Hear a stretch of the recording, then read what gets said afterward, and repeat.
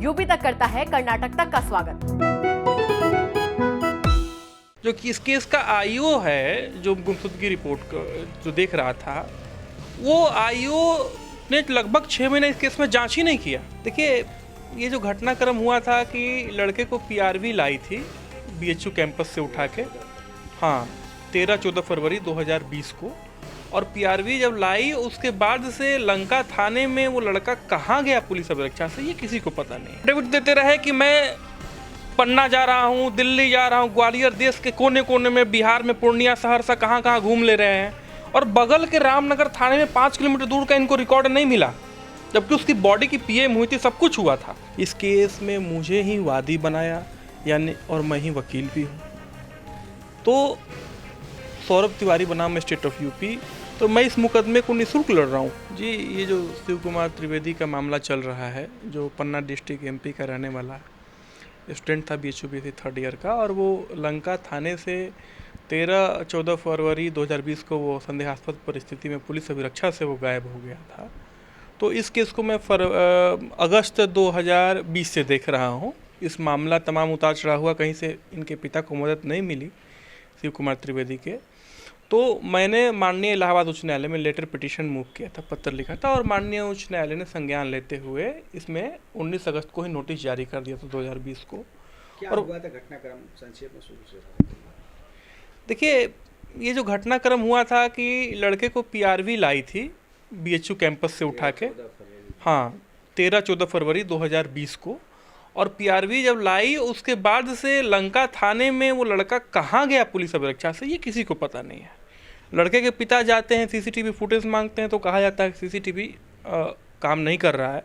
सबसे बड़ी बात है कि जो गुमशुदगी रिपोर्ट 16 फरवरी को पिता ने दर्ज कराया आके, पिता को नहीं पता था कि पीआरवी लेके आई है उस समय तक, लेकिन थाने वालों ने भी नहीं उनको बताया पिता को कि ये शिव कुमार त्रिवेदी जो है आपका लड़का कल ही परसों हमारे पुलिस अभिरक्षा में था। जैसे कि आज वो कह रहे हैं कि मानसिक रूप से अस्वस्थ था, थाने से चला गया, तो उन्होंने उस समय फुटेज क्यों नहीं दिखाया? जो कि इस केस का आईओ है, जो गुमशुदगी रिपोर्ट जो देख रहा था, वो आईओ ने लगभग 6 महीने इस केस में जांच ही नहीं किया।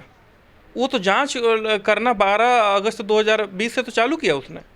तो ये मसला जब हाई कोर्ट में माननीय उच्च न्यायालय में गया, तो उच्च न्यायालय ने बड़ी मेरे पत्र को संज्ञान लेते हुए तुरंत नोटिस जारी किया डीएमएसपी को, और ये सब बातें होती रहीं, और पुलिस जो बताती रही, तत्कालीन एसएसपी और तमाम आला अधिकारी कोर्ट में पेश हुए और ये अपनी बात कहते रहे कि हम ढूंढ रहे हैं, ये कर रहे हैं, वो कर रहे हैं।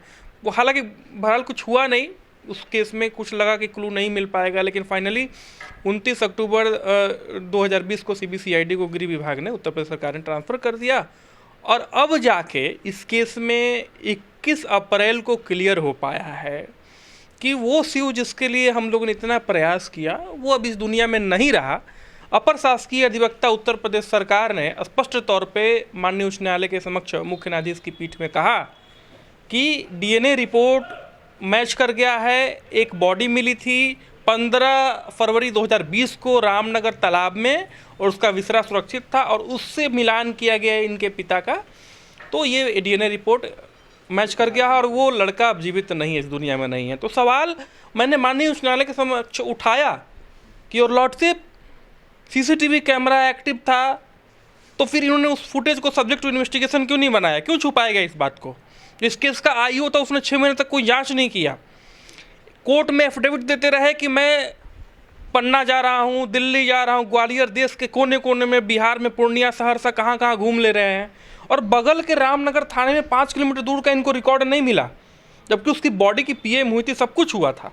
तो आखिर क्या छुपाने का प्रयास था? क्या लग रहा है वकील साहब, उसके साथ किस तरह की अनहोनी हुई होगी, आपको क्या आशंका है? देखिए, इस अनहोनी तो कुछ ना कुछ हुई है।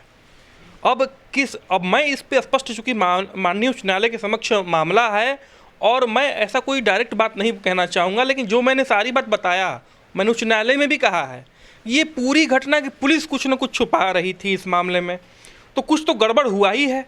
अब ये माननीय उच्च न्यायालय के ऊपर है कि वो निर्धारित करे, जो भी दोषी हैं उनकी जवाबदेही माननीय उच्च न्यायालय निर्धारित करेगी। अब क्या कोर्ट ने अगला तिथि तय किया है और क्या डिमांड किया है? देखिए, कोर्ट ने मुझसे कहा कि देखिए, सीसीटीवी कैमरा का जो आपके पास डिटेल है कि वो एक्टिव था आरटीआई के थ्रू, उसको आप एफिडेविट पे दीजिए। कोर्ट ने, माननीय उच्च न्यायालय ने मुझे कहा, और माननीय उच्च न्यायालय ने सरकारी वकील से भी कहा कि आप डीएनए रिपोर्ट तो मैच कर गया है, उसकी कॉपी आप ऐसे में आप भी हलफनामे के साथ हमें जमा करिए। तो मुझे लगता है कि माननीय उच्च न्यायालय इस मामले में बहुत गंभीर है। माननीय मुख्य न्यायाधीश महोदय बिल्कुल न्याय करेंगे इस केस में। जी, ये इस केस के माध्यम से हम बताना चाहते हैं कि न्याय न केवल सस्ता होता है बल्कि निःशुल्क भी होता है। मालवीय जी की तपोभूमि से हम पढ़े लिखे, और ये जब केस एक पिता के दर्द को हमने समझा तो माननीय उच्च न्यायालय में मैंने पत्र मूव किया था, लेटर पिटीशन, और माननीय उच्च न्यायालय ने उसको गंभीरता से लेते हुए इस केस में मुझे ही वादी बनाया, यानी, और मैं ही वकील भी हूँ। तो सौरभ तिवारी बनाम स्टेट ऑफ यूपी, तो मैं इस मुकदमे को निःशुल्क लड़ रहा हूँ। समाज में एक मैसेज देने का प्रयास है कि इस देश में सब कुछ न्याय बहुत सुलभ है, सर्वसुलभ है। बस यही एक प्रयास है।